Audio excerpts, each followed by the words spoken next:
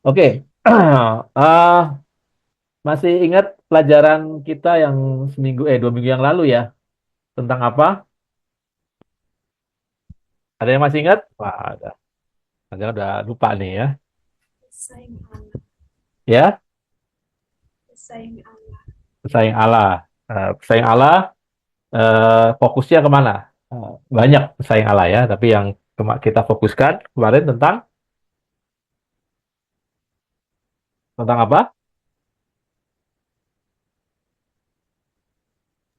Terakhir mengatasi mamon. Mamon, uang ya. Oke.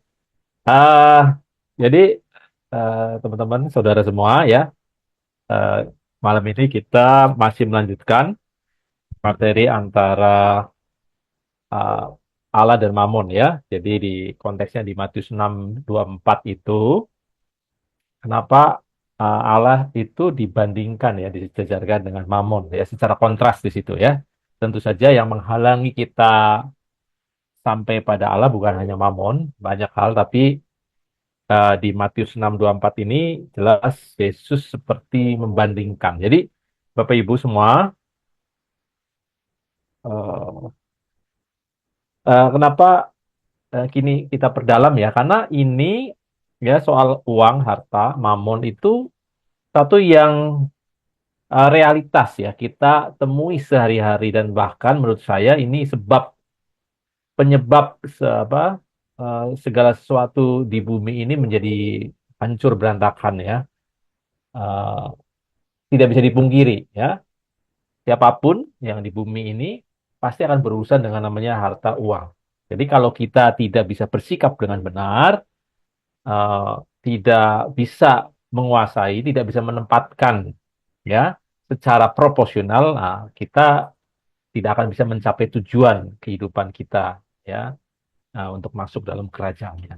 Jadi kenapa saya eh, tertarik membahas ini ya, intinya seperti ini sebenarnya. Saya pengen sekali bahwa prinsip-prinsip kebenaran yang di Alkitab ya itu secara paralel ya. Secara paralel itu eh, punya prinsip yang sama dengan kehidupan di bumi juga gitu. Ya seperti doa Bapa kami ya, datanglah kerajaanmu di bumi seperti di surga gitu ya. Jadi antara surga dan bumi ini itu punya hukum kehidupan, tatanan kehidupan yang sama.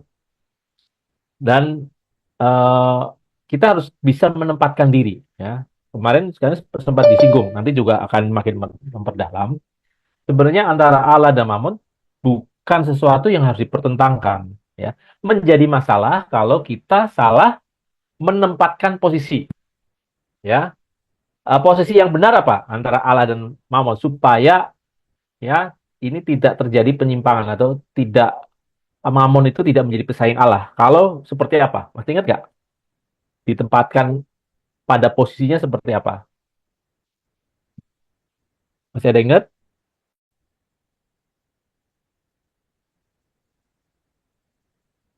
Supaya yang apa? Allah dan Mammon ini pada posisinya ya. Kita harus menempatkan Allah seperti apa, Mammon seperti apa. Masih ada ingat? Oh, oke. Jadi apa? Secara nalar aja. Ya kan kita jangan menganggap apa namanya remeh ya. Maksudnya jangan jangan mengira bahwa kita tuh ya orang biasa, nggak punya banyak uang, harta gitu ya. No issue terhadap uang atau mamon. Ya, karena itu urusan yang terikat itu kan orang kaya gitu ya. Orang kaya itu ya yang dikuasai oleh mamon. Nah, jangan jangan berpikir salah seperti itu ya. Yang jadi masalah bukan uangnya, uang itu harusnya netral ya. Tapi yang menjadi masalah hati kita yang terikat atau tidak. Jadi supaya kita terhindar dari ini sebenarnya kita harus menempatkan eh, Allah sebagai tujuan dan mamon uang itu sebagai alat ya. Tujuan, nah ya seperti tadi Pak Levi bilang ya, bukan sasaran ya, tapi sarana. Jadi satu sebagai tujuan, satu sebagai alat. Kalau kita bisa menempatkan di situ, pasti tidak akan bentrok, tidak akan dipertentangkan. Nah, kita sering miss gitu ya. Bahkan dalam kehidupan gereja itu ya praktek-praktek bahwa justru menggunakan Allah sebagai alat untuk mencapai uang. Kebalik, itu yang jadi masalah. Nah, kita mau mendalami ya secara filosofis dan teologis, ya. Eh, Kenapa Allah dan Mammon itu punya apa ya, kesejajaran tanda kutip ya, maksudnya begitu mempengaruhi kehidupan manusia, ya. Benar-benar istilahnya arah manusia mau kemana itu bergantung di sini ya, Kak. Kalau Allah tentu orang yang bisa menempatkan posisi Allah dengan benar, dia akan bisa mengalami kehidupan kekal ya, kehidupan nggak hanya di bumi, tapi nanti berlanjut di kerajaan surga. Kalau uang harta mamon, kalau orang bijaksana dalam menggunakan uang mamonnya, bisa mengerti dengan benar, tentu dia akan mendapatkan kesejahteraan di bumi. Ya, nah, oke saya share dulu ya. Oke, mana tadi? Hmm. Oke, dan lihat gambarnya, ya, Oke, Pak. saya. Oke, jadi kita coba menganalisis ya persamaan sifat antara Allah dan Mamun. Kenapa manusia itu begitu tertarik ya pada dua pilar ini ya.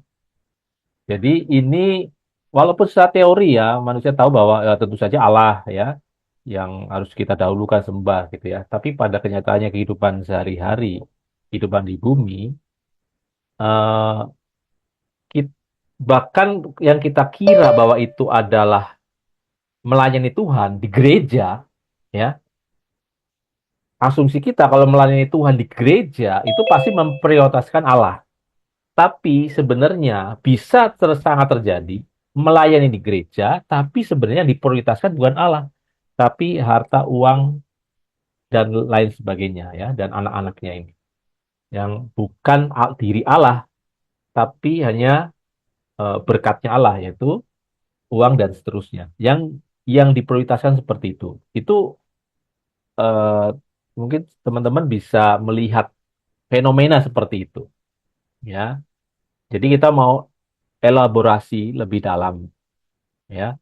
Nah, 2 minggu lalu kita sudah membahas ya, kenapa eh, Allah dan Mammon tuh punya kesejaran ya, seakan-akan sejajar ya, walaupun pasti tidak sejajar karena satu sebagai tujuan, ini sebagai alat ya, beda posisi gitu ya, beda posisi gitu. Tapi secara kasat mata, secara mungkin gampangnya itu kenapa manusia tertarik kepada uang Mammon? Karena punya sifat-sifat yang memang yang diberikan Allah, yang pandangan manusia terhadap Allah gitu. Contohnya seperti sumber perlindungan dan keamanan. Allah itu ya kita belajar itu sumber perlindungan, sumber keamanan kita. Ya, secara teologis, secara apa kerohanian, kita tahu bahwa Allah lah sumber perlindungan kita kalau kita yang beriman, yang beragama, ya. Jadi sebenarnya manusia mencari itu keamanan, perlindungan, ya. Dalam diri manusia itu muncul itu, mencari keamanan, perlindungan. Nah, uang itu seakan-akan bisa memberikan itu rasa aman dan apa keamanan ya secara instan sehingga intinya sebenarnya manusia bukan fokus pada uangnya tapi rasanya apa akibat yang ditimbulkan oleh uang ya kalau kita pegang uang itu kan rasanya sudah aman gitu ya sudah terlindungi sudah tercukupi merasa tercukupi gitu. Rasa aman rasa terlindungi itu eh, apa secara instan bisa ya secara secara manipulatif bisa digantikan oleh uang dan aman walaupun itu sebenarnya perlindungan dan keamanan yang sementara ya jadi kita harus menyadari nih ya, bahwa sesungguhnya kamu tuh butuh uang itu karena kamu salah satunya mencari perlindungan dan keamanan. Jadi kalau kita melatih diri kita mencari perlindungan dan keamanan hanya pada Allah, melihat Allah sebagai tempat perlindungan dan keamanan, maka kalau kita sudah punya citra apa, punya rasa jiwa seperti itu, kerinduan jiwa yang seperti itu, otomatis pasti tidak mungkin terikat atau menempatkan uang atau mamon itu sebagai sumber perlindungan dan sumber keamanannya, ya. Jadi ini perlu apa? Usaha kita, usaha secara sadar gitu, ya. Dalam jiwa kita tuh penuh rahasia. Apa yang kita lakukan, perilaku kita sehari-hari, ya, dan kadang kita sadari tidak sadari, itu memang didorong oleh sesuatu yang bergejolak yang ada di dalam jiwa. Ya, kalau psikologi bilang adalah subconscious kita, ya, bawah sadar kita tuh mendominasi. Dan bawah sadar kita secara alami, natural, ya, karena mungkin ya akibat sudah jatuh dalam dosa, secara natural itu selalu mencari tempat perlindungan dan keamanan.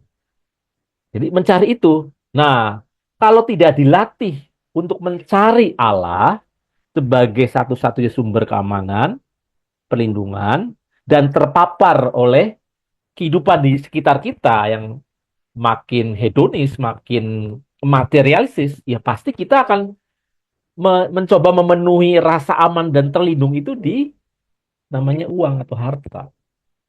Nah, bisa tangkap ya.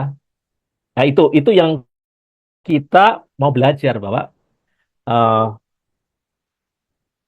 jadi supaya kita bisa merdeka terhadap uang atau menempatkan uang dengan benar, itu bukan hanya dengan doktrin atau dengan pengertian bahwa eh, apa namanya uang nggak boleh dicari, nggak boleh. Pokoknya uang itu bahaya. Bukan cuma itu ya.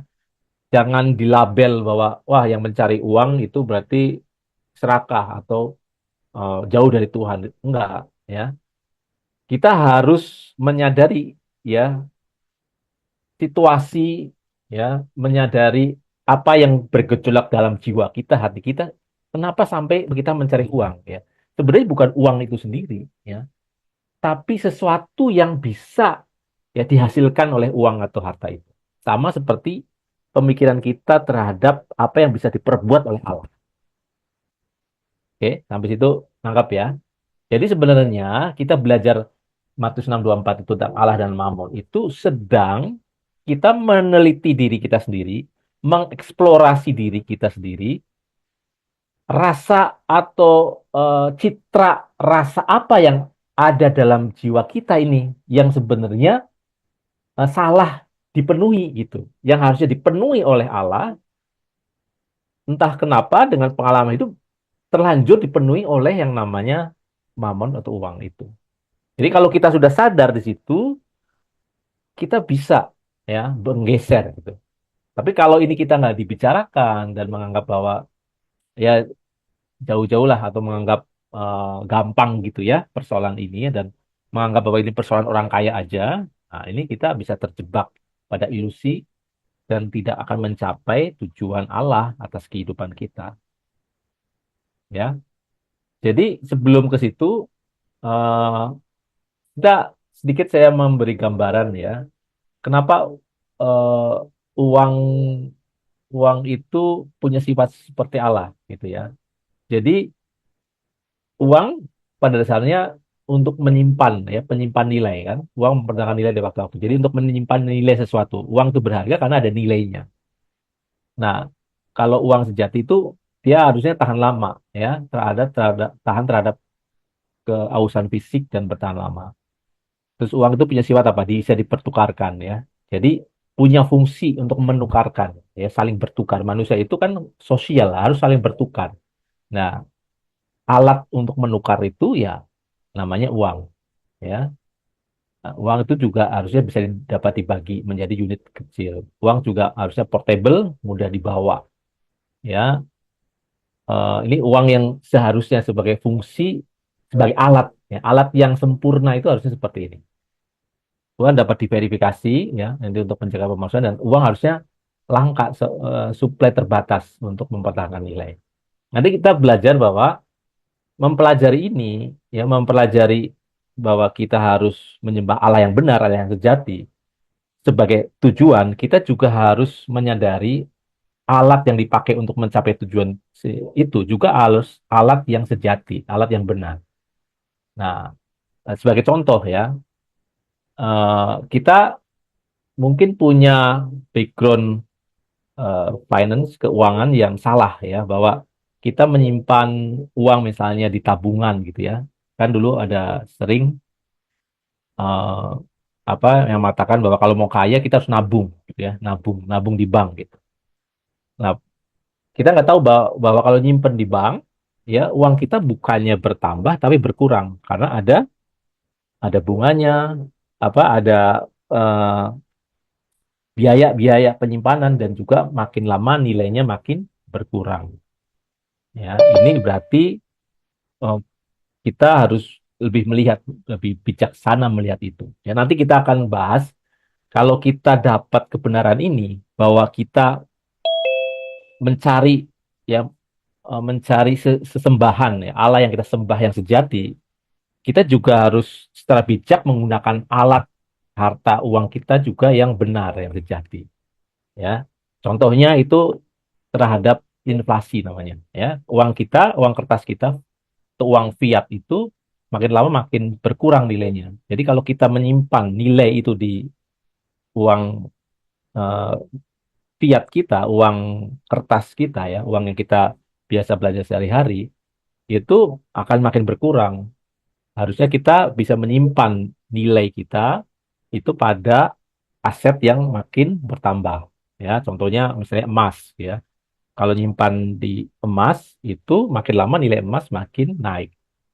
Nah, itu juga eh, kita harus punya kebijaksanaan di situ. Ya, nanti akan membawa ke situ. Ya, bahwa kita harusnya mencari sesuatu yang real, yang sejati gitu. Bukan yang ilusi, ya. Oke. Nah, ya. Hmm. Nah, eh, satu yang teman-teman harus sadari ya, bahwa antara Allah dan uang harta itu sebenarnya punya apa ya, punya akibat langsung ke kita, kehidupan kita itu sebagai sumber energi, ya, sumber energi ya. Ya Allah tentu sumber dari segala sumber, segala sesuatunya bersumber Allah jelas itu sumber energi kita, sumber kehidupan kita, ya, sumber kehidupan untuk eh, dari kekal sampai kekal, ya. Itu secara orang yang beriman punya pengertian seperti itu. Tapi selama kita hidup di bumi, ya, tidak ada kehidupan di bumi itu yang tidak melibatkan uang atau harta, ya. Karena ingat waktu Adam dan Hawa pertama kali diciptakan dan diberi kehidupan di bumi, dia diberi kuasa untuk mengelola, ya, mengelola kehidupan di bumi. Ya, mengelola di sini bahasanya berbisnis, berbisnis di bumi, ya, mengelola kehidupan alam di bumi. Ini tentu melibatkan eh, kalau manusia makin banyak, melibatkan pertukaran nilai dari harta yang ada di bumi. Kalau apalagi zaman sekarang tidak ada kehidupan yang tidak melibatkan ini. Jadi ibaratnya perusahaan kalau nggak ada uang itu seperti manusia yang nggak punya darah. Jadi nggak akan ada aliran kehidupan, aliran eh, energi. Ya, jadi kita harus apa bijak ya. Kalau secara perspektif kekekalan ya kita harus menyadari bahwa kita harus punya ya belajar memenuhi ya jiwa roh kita dengan energi yang dari Allah. Nah, saat kita menggunakan uang sebagai alat tools ya untuk menyelenggarakan kehidupan kita, kita juga harus menyimpan apa yang kita kerjakan, yang kita bekerja, kita bisnis itu eh, dalam uang kita. Jadi harus menyadari bahwa uang itu sebenarnya penyimpan energi kita. Saudara menghabiskan waktu untuk bekerja, itu sebenarnya sedang menukar, ya, menukar energi. Ini seperti hukum kekekalan energi. Apa yang kita kerjakan, ya, dengan tenaga kita menerima uang, uang itu adalah sebenarnya penyimpan energi yang kita lakukan, ya. Jadi kenapa ini sangat penting menjadi pondasi, ya. Jadi jangan sampai ya dalam kehidupan real sehari-hari kita sudah bekerja keras, kita sudah mendapatkan uang, ya, tapi kita simpan, ya, istilahnya bocor gitu ya. Makin lama energi itu makin berkurang. Misalnya kalau kita hanya simpan di bank, ya, semuanya di bank, tidak ada investasi, ya makin lama energi yang kita kumpulkan dalam bentuk uang itu akan berkurang. Nah, ini sebenarnya nanti ujung-ujungnya bahwa eh, kita dalam kehidupan rohani itu harus berinvestasi mengenal Allah, ya, dalam kehidupan sehari-hari juga itu juga kita harus belajar berinvestasi, ya. Jadi ada korelasi yang itu apa? Menurut saya sangat penting, ya, bahwa prinsip kehidupan dalam hal kerohanian itu paralel, ya, harus punya paralel dan punya apa namanya aplikasi yang real, ya. Jelas apa Alkitab mengajarkan adanya bahwa kita harus cerita tentang talenta, ya, cerita tentang apa namanya penabur, ya, orang penabur itu bicara soal investasi, ya. Kita mau mencapai kehidupan yang sempurna, menjadi serupa dengan gambar Allah, menjadi manusia, man of God, tidak bisa serta-merta, ya, serta-merta langsung, ya. Tapi kita harus invest waktu kita, apa yang kita punya untuk belajar di situ, ya. Nah, dalam kehidupan sehari-hari juga kita harus bijak menggunakan harta kita untuk juga diinvestasikan untuk makin berkembang demi makin efektif kita menyelenggarakan kehidupan kita supaya semakin serupa dengan Allah. Ya, nanti kita elaborasi di tanya jawab ya. Mungkin ini mix ya pengetahuan tentang Alkitab dan pengetahuan sehari-hari tentang ekonomi, tentang finance ya. Oke. Nah, ini ya kesamaan ya. Allah dan Mammon itu dalam hal perlindungan dan keamanan. Ya, Allah digambarkan sebagai pelindungan dan kekuatan, ya, pertolongan yang sangat nyata nih di Mazmur 6, 6, 46 ayat 1, ya. Menawarkan rasa aman yang abadi baik secara fisik maupun spiritual. Nah, Mammon juga yang memberikan rasa aman dalam konteks duniawi. Dengan uang manusia bisa membeli kebutuhannya, ya. Jadi ini kenapa Mammon seakan-akan punya kesejajaran, ya. Karena seakan-akan memberi perlindungan dan keamanan yang dibutuhkan manusia. Ya, ini daya tarik, ya, sifat yang dua-duanya dimiliki gitu. Ya, tadi seperti saya bilang di awal, kalau kita tidak mengarahkan citra diri kita cita rasa jiwa kita, ya, bahwa perlindungan dan keamanan itu hanya pada Allah, kita pasti akan cenderung mencari yang instan gitu. Kalau artinya gini, kalau tidak ada effort, tidak ada usaha kita untuk menggantikan, ya, rasa citra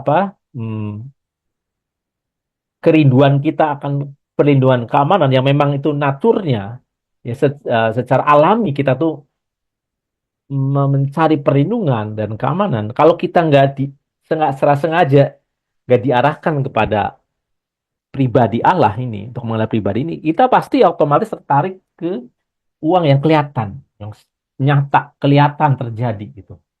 Jadi di sini kita sama-sama belajar bahwa untuk bisa berjalan sejalan dengan kehendak Allah, ya, berjalan supaya kita makin sempurna itu harus dengan kesengajaan. Ya, kesengajaannya apa? Melihat ini cita rasa yang ada dalam jiwa kita itu kemana gitu, dan sadari bahwa uang itu hanya ilusi Karena apa? Pada akhirnya akan hilang lenyap gitu. Ilusi itu kan sesuatu yang sepertinya ada tapi sesungguhnya tidak ada. Ya, menangnya karena kelihatan langsung, efeknya langsung. Kalau Allah kan abstrak gitu. Jadi kalau nggak kita latih, ya, secara terus menerus, ya, pikiran kita dimasukin bahwa kamu tuh memang kita itu, saya itu butuh memang perlindungan keamanan. Nah, perlindungan keamanan itu hanya ada pada Allah. Uang itu tujuan, ya, alat, ya, alat yang bisa dipakai Tuhan untuk memenuhi ini. Misalnya pelindungan dari lingkungan luar dengan adanya rumah, ya kan, keamanan dengan kita punya tempat tinggal dan seterusnya. Itu alat yang Tuhan sediakan, ya. Tapi itu bukan yang utama tentu saja karena kita melihat perspektif secara kekal jangka panjang, ya, jangka panjang. Nah, yang kedua apa yang kesamaannya? Nah, ini kepuasan dan kebahagiaan, ya. Seakan-akan mamon uang itu apa sumber kepuasan dan kebahagiaan, ya. Ini juga cita rasa atau apa ya, pencarian jiwa kita bahwa manusia itu pada dasarnya mencari kebahagiaan, mencari kepuasan. Bisa ditanya ke banyak orang, sebenarnya kamu kerja, cari uang itu apa? Cari bahagia, ya. Cari kepuasan hidup, cari kebahagiaan. Itu, ya. Kalau cita rasa kita nggak dilatih, disadarkan, dibenturkan dan ke kenyataan kebenaran bahwa kebahagiaan sejati, ya, kepuasan sejati itu hanya pada kelegaan yang diberikan Allah, ya, di Matius berapa tuh 3 ya, kelegaan sejati itu 11 11:29. 11:29 ya. Nah, Matius 11:29 ya itu harus dihayati secara sengaja gitu. Karena apa? Kalau artinya gini, kalau kita nggak sengaja belajar, nggak sengaja mengarahkan pikiran kita, pasti jatuhnya ke uang sebagai sumber kebahagiaan dan kepuasan itu udah otomatis ke situ. Ya, jadi kita itu sekarang kalau dibilang bahwa ini kita ada di dunia yang berdosa, yang sudah jatuh dalam dosa, itu sebenarnya mau berkata bahwa aliran, ya, aliran cita rasa itu sudah ke uang, ke harta, ke mamon gitu, sebagai Tuhannya, sebagai penguasanya, sudah ke situ. Kalau kita nggak mau ikut arus itu, harus sengaja membelokkan, harus sengaja. Jadi kalau kita mainnya ya terserah aja lah, mengalir saja, mengalirnya pasti ke arah situ. Ya, nah di Zoom ini kan sebenarnya satu cara untuk kita sengaja, ya, mempertanyakan cita rasa jiwa itu saya diarahkan kemana, gitu. Ya, ya jelas ya, uang itu men- jelas bisa menawarkan kepuasan sesaat, kenikmatan itu nggak bisa, ya karena apa? Ya ini eh, uang itu bisa memenuhi keinginan daging kita secara instan, ya kan? Daging kita itu bisa dipenuhi dengan uang, ya, dengan makanan yang enak, mungkin liburan mewah atau apapun, ya, yang menyenangkan daging kita. Nah, sehingga sesungguhnya manusia memang punya kodrat untuk mencari kebahagiaan, ya. Sebenarnya dalam lubuk manusia itu memang lagi mencari kebahagiaan. Nah, kita harus mengarahkan kebahagiaan sejati itu bukan berasal dari uang, karena uang itu alat, ya, salah satu alat yang dipakai supaya kita bisa mencapai kebahagiaan sejati, yaitu diri Allah sendiri. Ya, contohnya gampangnya gini, kalau kita mau mencari kebahagiaan dalam Allah, kita harus belajar kan, ya, belajar dengan orang lain. Nah, kalau mau belajar, kita harus ke gereja, harus ketemu orang, apa itu kan butuh, ya, sarana, ya kan, uang untuk sampai ke situ. Nah, harusnya dipakai di situ, ya. Jadi kita harus menanamkan secara sengaja, ya, secara sengaja bahwa benar-benar uang ini alat, alat. Kalau alat itu, ya, harus dipakai, harus digunakan, ya. Nah, itu juga pembelajaran bahwa harus efektif, uang yang kita punya itu harus efektif dipakai, digunakan untuk sesuatu yang berguna, ya. Nah, tentunya kita di sini nantinya perlu belajar prinsip investasi. Jadi harus efektif, jadi tidak boleh tergerus gitu ya. Nilainya nggak boleh tergerus, kita harus belajar investasi supaya uang yang kita punya, energi kita itu nggak habis ya oleh sistem dunia yang penuh apa kekurangan ya. Kalau kita nggak mengerti, kita bisa terjerumus itu. Nah, ini yang mungkin jarang diajarkan ya. Oke, jadi karakteristik uang itu eh, sebagai suatu alat yang diterima secara umum ya, alat serbaguna untuk memenuhi keinginan. Nah, ini di poin 2 ini kita harus sadari ini ya, harus menyadari. Nah, yang ketiga, nah ini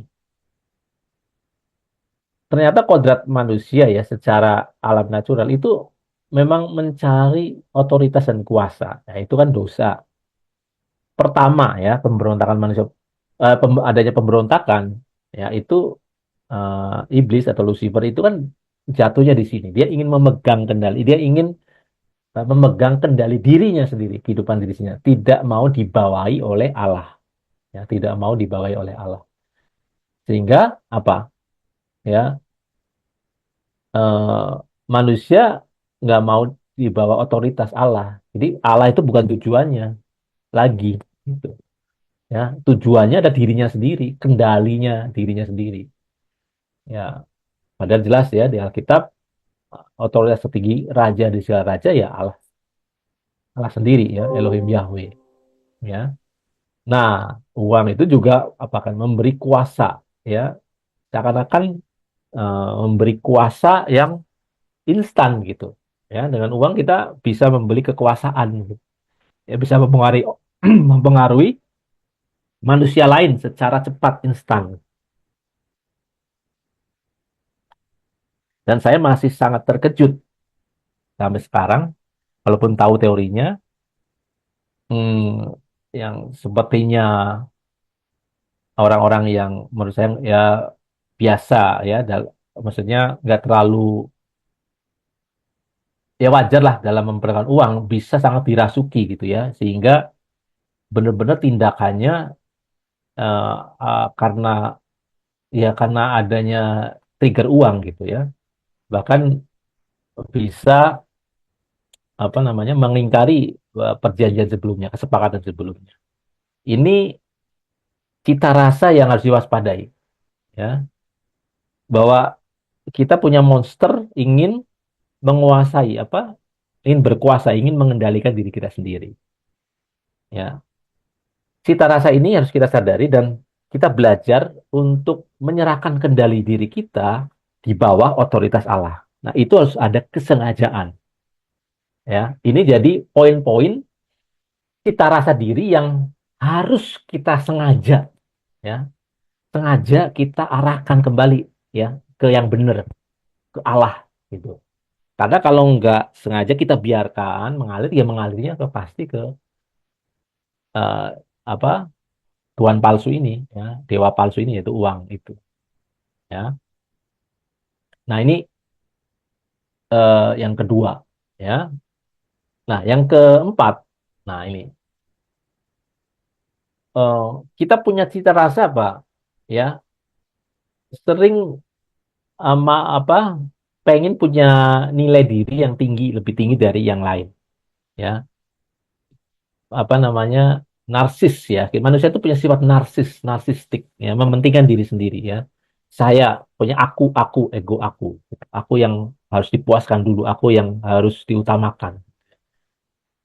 Ini ini cita rasa alami yang muncul. Manusia nggak diajarin akan dari kecil nggak diajarin seperti itu pun akan bisa muncul ya, karena ini ada dalam kodrat dosa gitu ya. Ini cita rasa yang harus kita sadari juga. Sebenarnya nilai diri saya ya ada di siapa, yang berharganya di mana gitu ya. Nah, makanya ini harus secara sengaja kita belajar ya bahwa citra diri kita itu ada dalam gambar diri Allah ya. Kita itu menjadi berharga bukan karena kita mau menonjolkan diri lebih dari orang lain, tapi kita mau mengikuti teladan Tuhan Yesus ya sebagai citra Allah yang sempurna ya. Jadi keberhargaan kita itu ada dalam diri Allah. Karena Allah menganggap kita berharga, karena kita ciptaannya, roh kita berasal dari Dia, maka kita berharga. Gitu. Kalau kita nggak sengaja punya pemikiran itu, ya pasti akan tertarik, gitu. Tertarik untuk memberikan nilai diri kita sendiri, karena tidak mencari Allah yang memberi nilai diri buat kita. Jadi kita cari sendiri. Ya lewat apa? Yang lewat yang kelihatan dengan uang, status. Dengan uang kita bisa membeli status sosial, dengan uang kita bisa punya barang yang prestis, ya. Dengan uang kita bisa menaikkan kelas sosial kita, gitu ya. Dan Bapak Ibu bisa tes dah, ya. Kalau dalam pertemuan aja, kalau kita menggambarkan kita punya uang yang apa namanya berlimpah gitu, ya dengan apa yang kita pakai, apa yang kita kenakan, ya itu secara umum ya kebanyakan pasti orang akan lebih respect tanda kutip ya. Ya contohnya kalau kita mau parkir aja ya, kalau bawa Avanza sama bawa Mercy itu sikap tukang parkirnya pasti beda ya. Ya menilai antara Avanza sama apa Mercy, nah, itu udah beda. Itu natural manusia, ya. Dia mengukur nilai itu dari yang kelihatan. Nah, jadi pertanyaannya yang harus kita cari pada diri kita sendiri, ini harus benar-benar ditanyakan keberhargaan kita itu di mana gitu. Jangan merasa bahwa ya kita udah tahu keberhargaan kita di Tuhan, enggak, itu harus ditelisik gitu. Ya kalau kita masih narsis ya, suka pamer atau kalau bahasa anak muda itu apa? Flexing ya, suka flexing, punya harta sedikit flexing gitu. Tahu nggak istilah flexing? Tahu nggak Pak Devi? Ya, nggak tahu. Eh,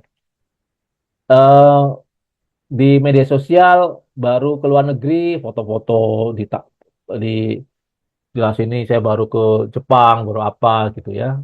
Baru punya mobil baru digambarin gitu. Kayak magnes ya, istilahnya tuh memamerkan itu tuh kayak satu apa memenuhi nyesnya kita bahwa wah saya berharga nih karena saya punya ini. Ya ini soal rasa loh ini, beneran ya. Jadi di sini pelajarannya apa? Jangan menganggap kita itu sudah kebal dari itu.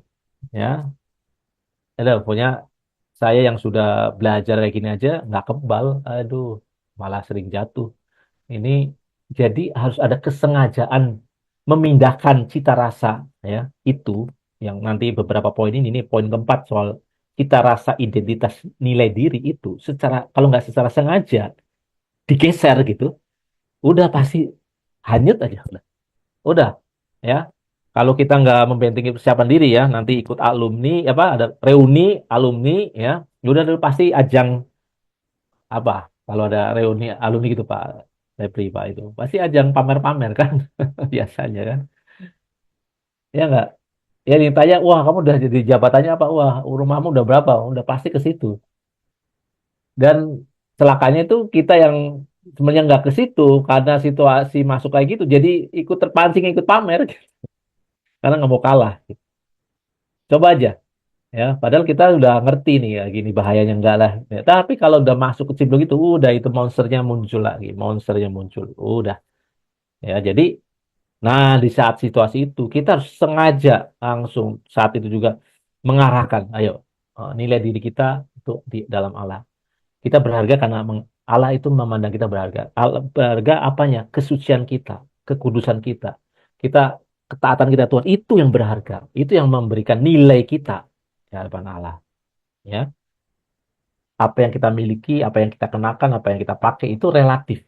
Ya, yang penting kita bisa maksimal di situ, bisa bertanggung jawab di situ, ya cukup di situ. Itu udah menjadi nilai, gitu ya. Tentu saja itu bukan ada jadi alasan. Yang apa yang kita pakai itu kan nggak menggambarkan kita. Jadi kita sembarangan pakai baju, sembarangan nggak mandi, ya, wah itu namanya salah ya, tidak bertanggung jawab. Yang kelima, ya apa cita rasa kita, ya, monster kita di dalam nih mencari apa keabadian. Manusia pada dasarnya itu mencari kekekalan, keabadian, mau suka nggak suka. Yang orang ateis pun, ya, orang nggak percaya Tuhan itu juga sebenarnya cari apa namanya kemapanan, istilahnya keabadian, kehandalan, kemapanan. Jadi mapan, maunya mapan gitu. Itu yang dicari manusia. Harusnya kita melatih diri kita, cita rasa kita ke nyarinya keabadian di dalam Allah. Mencari pribadi Allah itu sebagai sumber keabadian kita, kekekalan kita. Nah, tapi kalau kita nggak belajar secara sengaja, apa yang terjadi? Ya, cari sesuatu yang eh, bisa membuat kita stabil aman. Apa ya? Uang. Ya, coba aja. Rasanya gimana? Kalau punya uang 1 juta sama punya uang 100 miliar. Ya, jangan 10 miliar lah.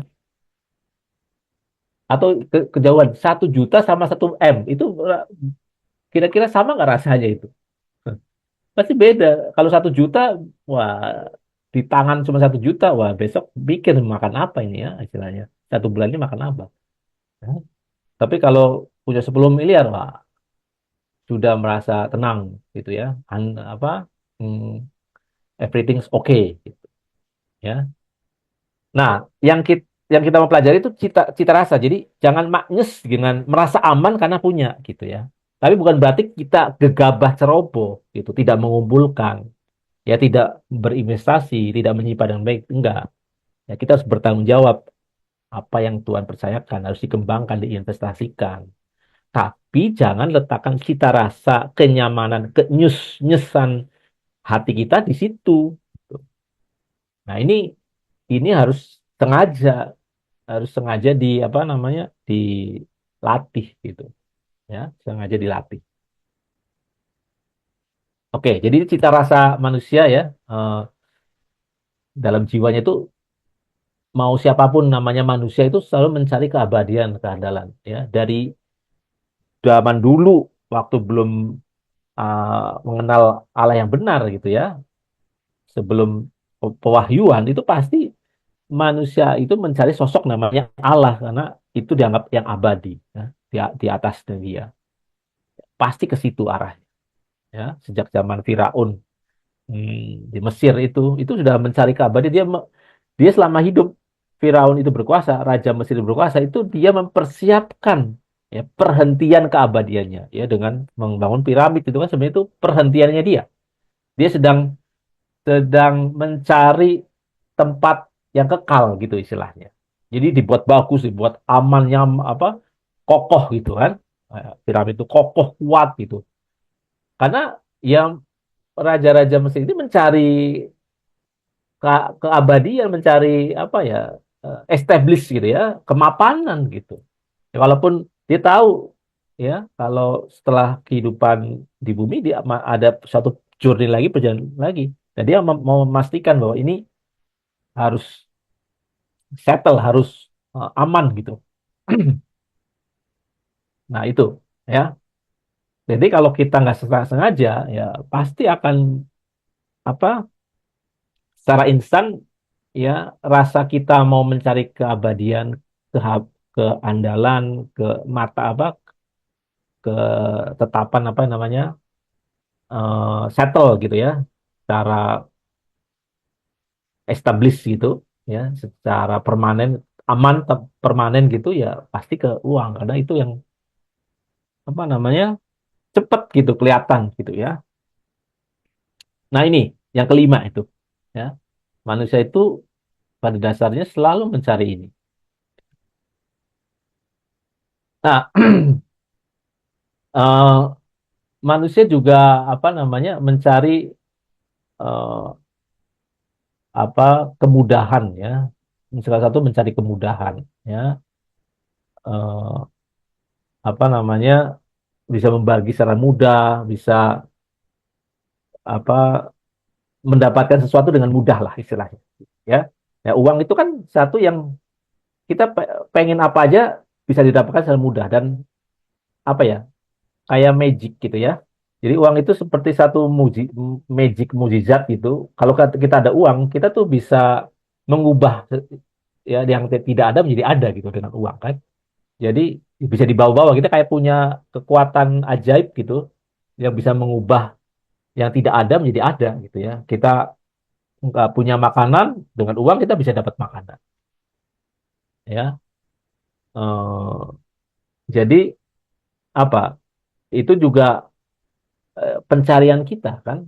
Eh, untuk menunjang kehidupan kita, kita mau ada sesuatu yang kita pegang yang kita bisa pakai sebagai alat yang ajaib gitu ya untuk mengubah satu keadaan ya.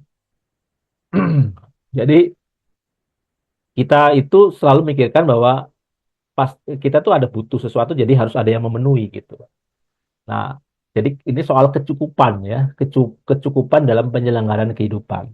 Kalau kita nggak arahkan kecukupan kita itu hanya untuk mencari dia gitu ya, fokusnya ke situ ya, pasti kita akan mencari kecukupan dengan yang namanya mamon untuk uang ini ya. Ya manusia itu pasti suka cari yang mudah kan, makanya ada eh, mie instan, ada segala sesuatu instan gitu ya. Mencari kemudahan itu memang kodrat dosa kita, mau mencari yang mudah, mudah, mudah gitu. Nggak mau yang komitmen, harus menderita tuh nggak mau. Nah itu harus sadari ya. Kalau kita istilahnya gini, mengalir gitu ya. Jadi kalau prinsip ada prinsip yang kita mengalir aja seperti sungai kehidupan. Mau kemana juga kita ikut, ah, itu bahaya. Kita bisa ikut arus dunia yang ini sifatnya serba instan ya. Nah, ini juga mungkin hampir sama ya, pemenuhan kebutuhan tadi udah disebutkan di awal. Jadi apa namanya, manusia itu tertarik untuk ya bekal istilahnya ya. Uang apa? Uang itu kan bisa menyimpan tadi energi kita ya, menyimpan nilai yang disimpan di situ. Makanya eh, apa, orang mencari itu ya, mencari uang untuk bisa nyimpan ya, sesuatu di situ ya. Ya kembali lagi untuk bisa ditukar dengan kebutuhan-kebutuhan. Nah, ini juga kalau nggak dipaksakan gitu ya, nggak dilatih terus ya, bahwa seperti Filipi 4:19 ya, bahwa Allahku akan memenuhi segala kebutuhan menurut kekayaan kemuliaannya, bahwa Allah yang memelihara kita, udah pasti bablas ya, bablas memang. hmm, jadi yang saya mau tekankan gini, kita nggak menafikan bahwa memang uang itu alat yang dipakai untuk memenuhi kebutuhan kita ya. Tapi yang penting cita rasa-rasanya apa ya, maknyesnya kita itu nggak di situ. Ya, tahu bahwa tujuannya sebenarnya ke sini. Coba ini ada alatnya aja. Kalau pas alatnya nggak ada, ya kita nggak akan kolaps gitu, nggak akan bingung, nggak akan apa. Ya karena tahu yang kita tuju apa gitu ya. Tentu Tuhan akan memberikan hikmat ya, pakai alat apa yang lain ya untuk mendapatkan apa yang kita apa targetkan sebelumnya. Nah, oke, udah jam 9 ya. Nah, ini kesimpulannya ya, mengapa manusia mudah tertarik pada mamon uang? Pertama itu ilusi kemandirian ya. Uang membuat manusia merasa bisa mengendalikan diri sendiri, sementara Allah menuntut ketergantungan penuh padanya ya. Dua, keduniawian ya. Uang itu beroperasi dalam dunia fisik yang langsung dirasakan oleh panca indera kita. Dengan Allah ada realitas rohani ya, realitas rohani yang nggak mudah ditemui ya. Kita tahu bahwa Mazmur bilang hanya orang yang bersih hatinya dan apa, bersih tangannya ya dan hatinya, itu yang bisa sampai bisa menemui Allah gitu ya. Ada syaratnya ya, tapi kalau uang tuh nggak seperti nggak ada syaratnya bisa langsung memenuhi ya. Yang ketiga ada soal eh, apa namanya, kejelasan kecepatan dalam memenuhi kebutuhan ya. Uang memberikan hasil yang cepat dan terukur, eh, yang kelihatan langsung. Tapi kalau Allah itu, aduh, butuh pengorbanan, butuh untuk mencapai Allah itu harus punya iman yang sejati, iman yang benar, dan itu tidak instan. Nah, jadi kita pada satu kesimpulan ya, bahwa eh, di Matius 6:24 itu Yesus mau menegaskan pilihan antara Allah dan Mammon itu adalah soal apa? Cita rasa hati kita, kesetiaan hati kita. Ini arah hati kita tuh kemana? Jadi bicara Mammon bukan hanya soal uang ya. Uang itu salah satu representasi, tapi sistem nilai yang menempatkan materi ya, harta, materi, materialisme itu sebagai yang mendominasi di atas spiritualitas ya. Nah, ada filsuf ya, filsuf yang mengatakan gini, manusia itu sering terjebak dalam namanya kecemasan eksistensial dan mencari pengganti Allah dalam hal-hal sementara seperti kekayaan. Jadi manusia itu cenderung ya, suka tidak suka kalau nggak dikondisikan itu akan selalu mengalami kecemasan eksistensial. Dia merasa terancam eksistensialnya, selalu cemas. Sebenarnya dia punya kecemasan dalam eksistensinya dia. Ya, jadi itu harus seperti yang harus ada dipenuhi gitu, harus eksis gitu. Ya, nah cara cepatnya dengan uang tadi. Padahal eksistensi kita yang permanen hanya pada diri Allah ya. Karena kita harus memandang itu dalam lingkup perspektif kekekalan. Hmm. Nah, jelas Alkitab mengatakan di Matius 16 ya ayat 26, apa gunanya seorang memperoleh seluruh dunia tapi kehilangan nyawanya. Nah, jadi salah satu poin ya bahwa kita harus selalu teringat untuk mengarahkan hati kita itu ingat perspektifnya perspektif kekekalan ya harus dibawa ke situ karena itu tauh yang kuat buat kita ya. Nah, apa yang bisa kita simpulkan ya kita harus hati-hati dalam memilih ya harta kita yang sejati ya. Walaupun Allah dan Mammon tuh sama-sama memiliki persamaan sifat yang menjawab kerinduan manusia tadi soal keamanan, kepuasan, kuasa, identitas ya, kekekalan, kehandalan ya dan pemenuhan kebutuhan ya. Tapi yang ditawarkan harta, mamon, uang itu hanya di lingkup di bumi saja, ya, kesementaraan. Jadi harus melihat itu kesementaraan. Tapi kita harus sengaja ya bahwa kalaupun kita mencari itu, ya, yang secara natural mencari itu, kita harus diarahkan kepada mencari dalam diri Allah, ya. Jadi ini bukan perjalanan yang mudah, ya. Dan jangan pernah menganggap bahwa ini urusannya orang kaya saja, ya. Semua manusia punya ini. Jadi yang bermasalah bukan soal uang, uang itu tadi alat, alat itu netral ya. Jelas Timotius kan mengatakan bahwa ya cinta apa kepada cinta kepada uanglah yang membawa kepada kecelakaan ya, kepada kebinasaan ya, bukan uangnya atau sebagai alatnya. Nah, itu mungkin teman-teman yang bisa saya bagikan ya. Jadi kalau bisa saya simpulkan, hmm, supaya kita bisa menang gitu ya, bisa lancar, bisa benar-benar mencapai kesempurnaan, kita harus melihat cita rasa yang bergejolak dalam diri kita yang memang secara natural tuh muncul gitu, ya ada gitu. Kalau kita nggak secara sengaja diarahkan kepada Allah ya sebagai dengan kesadaran penuh, itu pasti larinya ke harta uang atau mamon tadi. Oke, itu aja dari saya. Saya kembalikan ke Pak Lepi. Terima kasih. Wow, luar biasa ya teman-teman. Jadi tidak hanya orang kaya loh. Nah, lalu bagaimana kita menggunakan itu ya teman-teman? Contoh nih teman-teman yang kuliah kan biasa ada kiriman dari orang tua gitu kan. Nah, ternyata tadi ada investasi yang bagus tuh emas. Teman-teman, saya sudah pernah muda, tapi bukan berarti saya udah tua kan. Jadi pernah muda kayak Arianti, Rina, Mira. Iya, aku dengar emas tuh ternyata contoh nih ya. Nah. Contoh nih kalau cek-cek emas nih ini sekedar sharing. Tadi aku juga lihat di Facebook Sudah ada yang jual emasnya 50 gram, satunya 25 gram, yang satunya 25 gram. Per gramnya itu 1,6. Wah, kebayang nggak? Jadi ceritanya begini katanya, kalau teman-teman, kalau rumah tuh sekarang 100 juta, 10 tahun kemudian 200 juta. Kalau kita beli emas itu sekarang, terus 10 tahun ke depan itu nilai emas tuh bisa beli dengan 200 juta itu.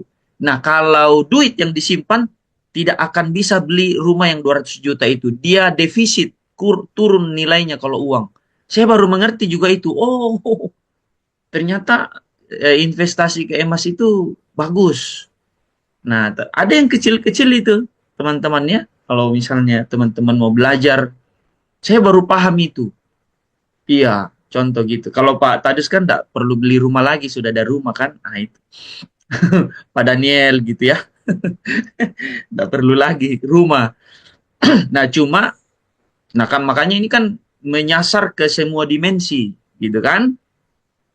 Nah kalau yang punya rumah kan, ya jangan sampai uang jadi, ya apalagi yang pengusaha kan, jangan sampai gara-gara uang.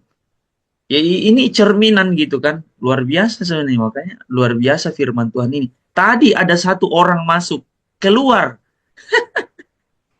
Jadi ceritanya itu kontraktor yang dia orang kaya dari kecil, Bapak Ibu. Saya baru tahu ketika udah lama saya kenalan salah satu jemaat saya dulu di gereja yang lama. Jadi dia apa itu? Ya itulah rasa angkuhnya, sombong karena punya uang dari kecil, dari turunan orang kaya. Ya kan, akhirnya dihantam Tuhan. Teman-teman tahu nggak tempat tinggalnya sekarang? Palponnya aja itu udah bolong-bolong, nggak mampu beli. Dan dia pernah nangis karena saya tidak mau ini ya. Artinya begini, saya pernah datang dan ya pernah hati saya ini, jadi saya kasih duit 150 dan itu dicerita kemana-mana. Dia nangis katanya berlutut sama Tuhan. Dia bilang, minta ampun Tuhan, pendeta dulu saya pandang remeh, sekarang pendeta kasih duit saya. Gitu kan, saya lihat atap rumah itu, palponnya itu, aduh saya bilang, gimana ini ya hidup begini gitu kan. Maksudnya kalau hujan gimana katanya. Nah, tadi itu masuk. Nah, keluar Bapak Ibu, baru slide ketiga. Tidak tahan lihat karena gini, ceritanya begini. Mau tahu enggak ceritanya? Saya cerita ya sebentar. Jadi dia tolong doakan hampir tiap hari sampai saya tidak mau balas kadang. Ini ada proyek ini, ada proyek ini. Karena dia kontraktor, itu habis ludes sampai rumahnya ditarik gara-gara ditipu. Dulu Jaya, wah uang 10 juta, 20 juta gampang. Anaknya minta 10 juta, dia transfer 20 juta. Sekarang nol putul. Nah, nah sampai tadi mohon kekuatan doa, gitu kan? Mohon kekuatan doa, gitu kan? Tadi siang, tapi saya nggak balas. Saya renungkan, waduh bahaya ini kalau begitu terus. Bermohon, kenapa? Karena dalam hatinya sebenarnya dia tidak sadari bahwa dia mau kejar kembali itu, kekayaan itu. Gitu. Ada tambang emas gitu kan. Nah itu aja yang menghantui dia. Kayak gitu kan. Artinya mau membangkitkan kembali gairah di dalamnya untuk mengejar kembali uang itu. Supaya bagaimana gaya hidup yang lama itu, yang nyaman itu, yang tinggal ngomong saja. Dia bangun gereja Bapak Ibu. Dia bangun gereja. Dia perintah-perintah orang di gereja. Bangun, dia suruh orang bawa barang datang lang. Pokoknya jaya. Sekarang nol putul. Nah tadi baru slide ketiga. Nggak mampu dia dengar mungkin ya. Bapak Ibu, memang firman Tuhan itu kan keras. Bagi kita yang mau menerima dengan baik, Tuhan akan menguduskan kita dengan firman itu. Menyucikan motivasi kita di dalam Tuhan. Iya, semua kita ini diuji kan, dimotivasi, disucikan sama firman malam hari ini mengenai uang. Ya, jangan sampai kehidupan kita tidak bergairah karena tidak ada uang atau ada hal-hal yang tertentu tidak terpenuhi, kita jadi loyo. Menjadikan uang itu kebergantungan kita, bukan mencari Tuhan. Gitu.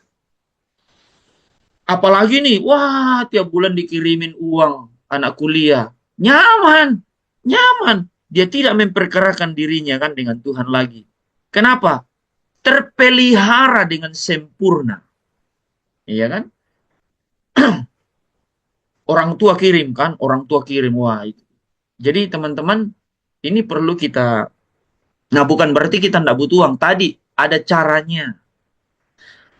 Tadi ada caranya ya, tadi disampaikan ya, yang baik itu seperti apa. Lalu kedua, kita harus memurnikan hati kita dengan firman ini. Benar nggak ya? Hati saya ini sudah di titik mana? Jangan sampai saya rajin ibadah, tapi waduh ternyata uang nih yang jadi penguasa dalam batin saya. Iya kan? Saya digerakkan karena uang, bangun pagi. Wah, bunyi telepon.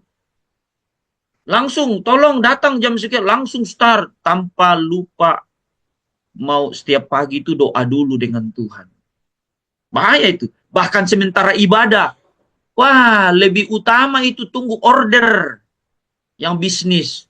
Kadang karena lagi ibadah di gereja dimanapun nih, gara-gara ada telepon masuk udah dilupa itu. Tadi Matius Matius 50 kah atau Matius 100? Padahal tidak ada Matius 50. Iya, karena tidak memberi kemarin saya bilang kan, yang paling sulit orang kasih ke Tuhan apa? Waktunya. Nah, waktu itu yang harus kita kasih itu berkualitas. Kalau berkualitas tuh serius dengan Tuhan. Orang yang serius pasti dia akan bertumbuh dengan baik. Amin. Oh, itu tidak bisa ditawar-tawar. Tidak bisa ditawar-tawar. Itu mutlak. Amin. Harus serius belajar. Oke, itu dari saya. Jangan saya terus sisa berapa menit. Pak Tadus kah? Silakan Pak. Habis itu Pak Daniel, kita yang tua-tua lah. Biar anak muda ini yang dengar Ya, toh. Ya. puji Tuhan, kebenarannya luar biasa. Kalau bagi saya secara pribadi sungguh memerdekakan. Yang menjadi pergumulan adalah kehidupan sehari-hari. Saya yang punya istri anak, ya, bagaimana memberikan nilai ini sehingga semua merasa aman karena Allah bukan karena uang. Jadi ketika tuntutan dalam hidup, dalam rumah tangga keluarga, kebenaran ini harus menjadi dasar landasan. Sehingga bagaimana cara untuk supaya ini menjadi nilai atau menjadi dasar yang luar biasa untuk di dalam aplikasi dalam hidup kehidupan dalam rumah. Ini tuh minta penjelasan lebih lagi. Terima kasih. Oke, terima kasih luar biasa ya. Jadi Bapak Tadus sudah menanamkan hal yang baik ya. Karena ini firman ini malam ini tuh betapa luar biasa ya. Oke, silakan Bapak Daniel.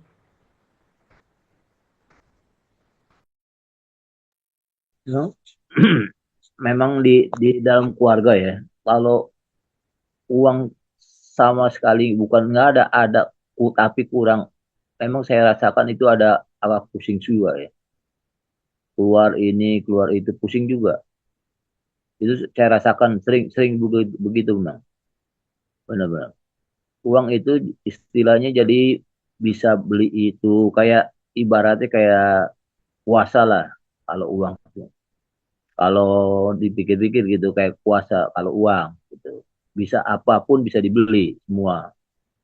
Memang itu saya akuin benar.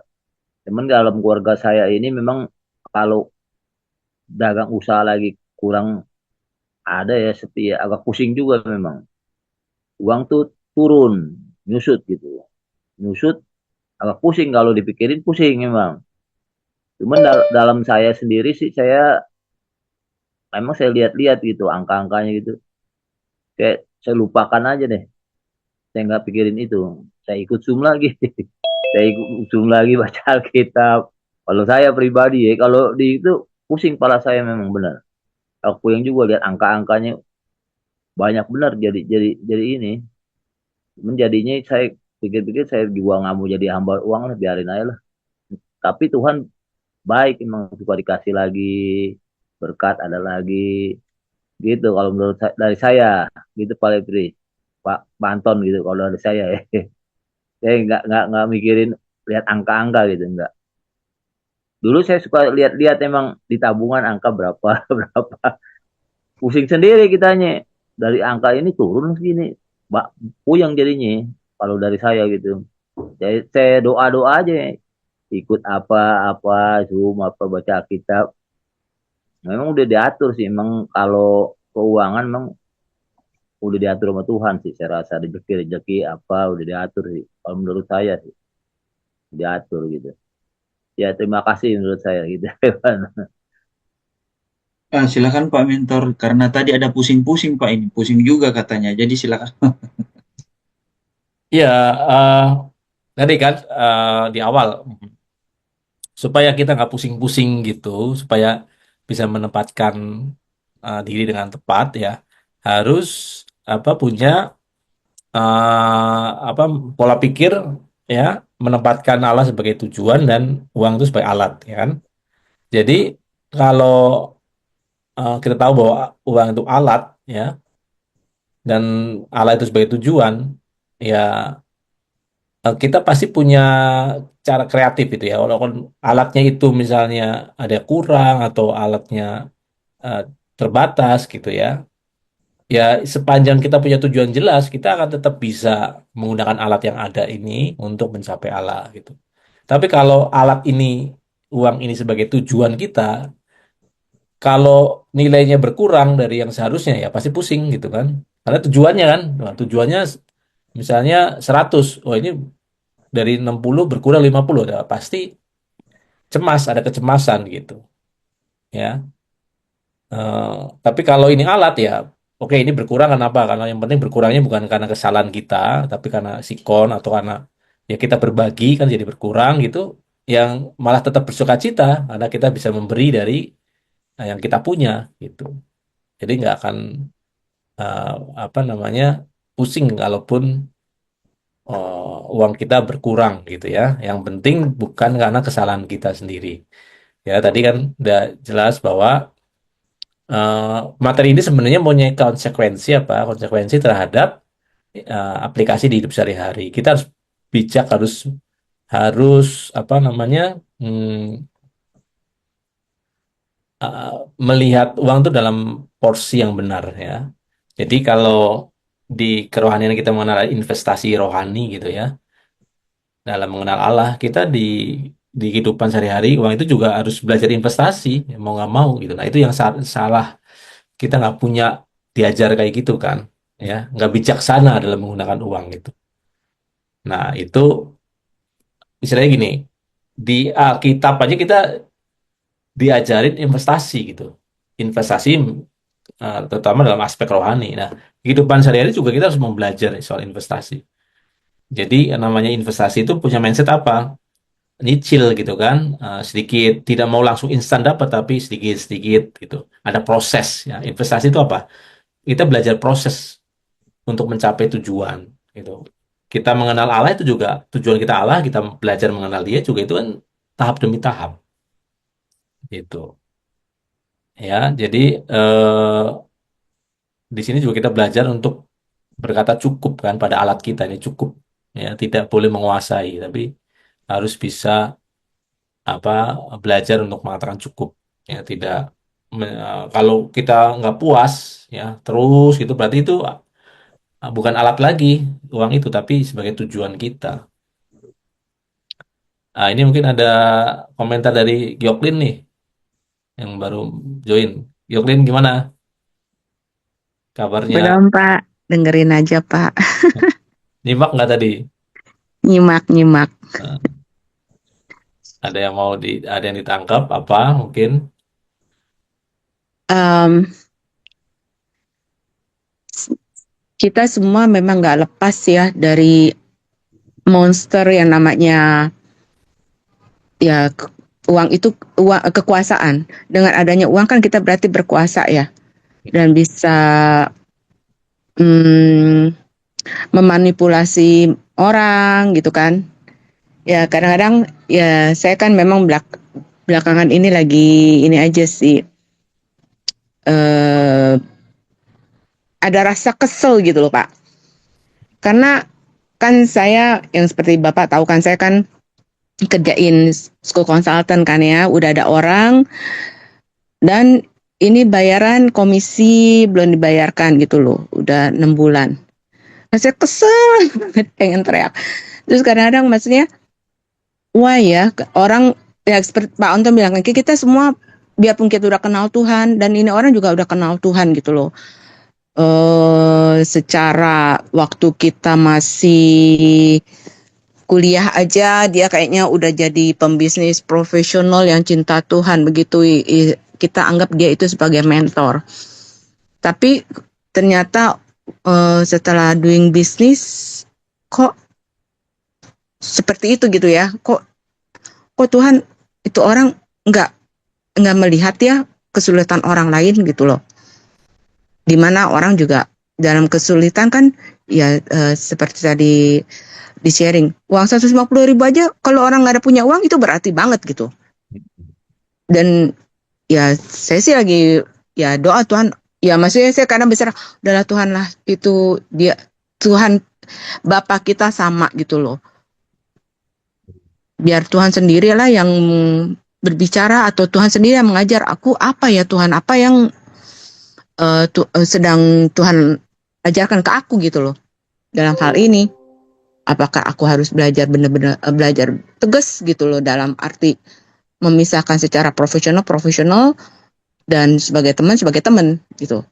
Kadang-kadang kan memang kita kan suka ada rasa sungkan ya gitu sih Pak Antonos ya.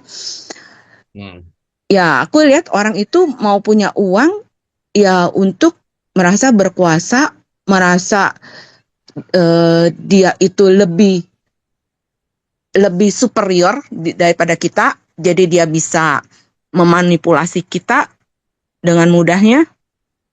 Dan sebagai apa ya, bukan sebagai atasan sebenarnya, kan sebenarnya saya sebagai franchise gitu kan, kok tidak mau kita di bawah dia itu berkembang. Kan kalau kita sulit untuk bonus itu tidak lancar, ya gimana kita bisa berkembang gitu kan? Gimana kita bisa move to the next level, atau gimana kita juga bisa expand apa yang kita punya ya, untuk misalnya untuk warawiri ke sekolah atau ketemu murid gitu kan, we need money gitu kan untuk warawiri itu ya, dan juga ke sekolah, ke guru-guru ya, kita tetap ya, biarpun bilang education gitu, pendidikan, tetap kita butuh uang loh untuk mereka itu, kita sedikit-sedikit entertain mereka, bawain sesuatu untuk mereka ya feel welcome dengan kita. Ya itu kan sesuatu yang harus ada pocket money yang harus kita keluarkan. Itu sih Pak yang ya saya melihat sih orang itu dengan ada uang dia akan merasa berkuasa. Ya, jadi sebenarnya uang itu, jadi kan kalau orang menempatkannya sebagai alat atau sebagai tujuan itu, apa ya, filter yang jelas ya tentang sesungguhnya dia seperti apa ya, kerohanian yang sesungguhnya di situ sebenarnya. Jadi menilai kerohanian seorang itu bukan di pelayanan di gereja, tapi kan di ini, interaksi dia dengan uang gimana gitu kan. Iya, dan kehidupan sehari-harinya. Kehidupan sehari-harinya, betul gitu. Ya, nah makanya karena saya berpikir, apa dia tidak sadar gitu loh, dia punya tanggung jawab kan di mata Tuhan. Itu yang saya tadi di slide tadi dijelaskan bahwa kalau memang bisa nggak sadar gitu, kalau menganggap bahwa dia sudah merasa bisa menguasai gitu ya, orang yang benar, yang baik gitu ya, uang itu bukan suatu yang dia merasa sudah menguasai, tidak melihat ini cita rasa dirinya bahwa oh dia ternyata butuh penyaluran kekuasaannya itu lewat ini gitu ya, bukan Tuhan kan. Dia terjebak, tergoda untuk menggunakan uang untuk mengatur memperoleh kekuasaannya ya, akhirnya meleset itu, yaitu ya mungkin itu jadi refleksi kita juga. Nah mungkin memang nggak gampang kalau kita ngadepi situasi kayak gitu kan. Nah itu justru PR ya, pergumulannya. Tapi apapun situasinya, sedapat mungkin kita bisa bersikap benar ya, punya perspektif yang benar, gimana uang itu benar alat ya. Kalau alat yang harusnya kita terima itu dicurangi atau dicuri itu apa ya, eh, oleh karena perbuatan orang lain ya, sedapat mungkin mungkin kita membela atau meminta hak kita. Tapi kalau nggak bisa, ingat itu hanya alat ya. Tuhan pasti akan sediakan alat yang lain gitu. Kalau kalau ini nggak apa diambil orang gitu. Jadi eh, paling nggak itu tameng damai sejahtera kita bahwa jangan terpaku terkuasai oleh alat ya, alat-alat kalau ada dipakai, kalau nggak ada pasti Tuhan akan sediakan alternatif lain. Hmm, oke. Itu ya. Ya. Oke. Ada satu biasa pertanyaan, Bu Lin, kalau misalnya apa kabar hari ini, bisa dilewati. Jadi saya percaya itu adalah satu perjalanan yang akan membawa kita. Tadi ada yang menarik bahwa justru dengan uang itu harusnya membawa kita semakin mengasihi Tuhan. Gitu. Saya baru ingat tadi itu. Wah, iya ya. Jadi menarik ya. Jadi proses mungkin ya, Bu. Kalau dari saya mungkin Ibu lagi di proses. Jadi Iya. jadi diperhadapkan dengan situasi itu. Nah, makanya tadi saya bilang bahwa sering kita di Zoom ini ditanya sama mentor, apa kabar hari ini? Bisa dilewati. Jadi artinya itu adalah satu perjalanan di mana pasti nanti kita mendapatkan sesuatu yang menambah menambah kemuliaan Tuhan di dalam kita melalui apa yang sudah kita lewati itu. Jadi bukan mengenai orang itu, tapi mengenai kita dengan Tuhan. Gitu. Ya kan? Betul. Iya. Mungkin Tuhan izinkan itu supaya Ibu belajar apa gitu ya. Saya percaya Tuhan pasti ya. Ya saya begitu karena saya pribadi pernah mengalami hal-hal yang ya boleh dianggap supranatural. Berdoa jam 12 lagi butuh uang 2 digit, pagi-pagi teleponan sama orang, terus orang itu bilang, oh iya Pak, tadi malam juga saya lagi berdoa, mau bantu apa Bapak? Wah, jadi seperti sesuatu yang supranatural gitu, artinya selesai itu barang. Hmm. Banyak hal gitu kan, ada beberapa gitu kan. Jadi ya itu yang saya jalani. Terkadang juga menemui jalan yang buntu gitu kan, kayak Ibu gitu kan. Aduh lama, saya pernah juga gitu Bu, mobilisasi satu pengusaha gitu, bayarnya lama gitu sampai saya datangi ke Jakarta, saya masih di Makassar. Fasilitasi mobil gitu, pembayarannya ternyata 3 bulan Bu. Saya tidak terbiasa 3 bulan. Hmm. Ya, Tapi kalau cash flow-nya kita tidak lancar kan Pak, itu menyangkut apa ya, utang liability kita kan, expense kita gitu loh. Iya. Yang dimana kita harusnya tidak punya hal tersebut, jadi tidak bisa on time, jadi kita menambah utang kita gitu kan, karena kita kena administrasi lagi kan, kena denda ya istilahnya. Ya kadang-kadang ya is not fair gitu loh, gitu. Itu sih, itu aja saya masih pikirin. Aduh, ini kan harusnya tidak perlu terjadi, di mana itu aku tidak perlu menambah beban yang harus aku bayarkan, komitmen ke bank gitu kan, karena terlambat, jadi kan itu komitmen menambah lagi. Itu sih yang saya lagi kadang-kadang merasa tidak terimanya gitu.